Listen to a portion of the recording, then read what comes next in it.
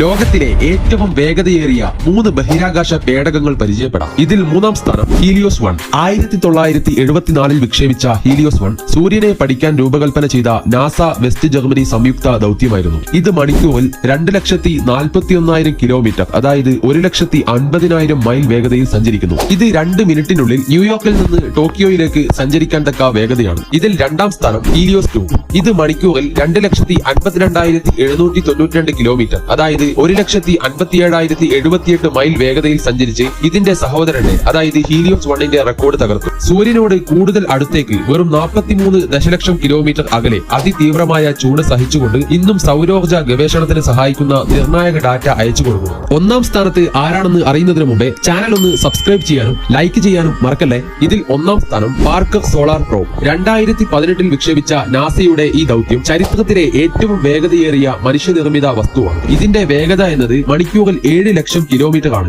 അതായത് ഒരു മണിക്കൂറിൽ 17 തവണ ഭൂമിയെ പരിക്രമണം ചെയ്യാൻ കഴിയുന്ന വേഗത. ഇതിൽ നിങ്ങളുടെ അഭിപ്രായങ്ങൾ എന്തൊക്കെയാണ്? കമന്റ് ചെയ്യൂ.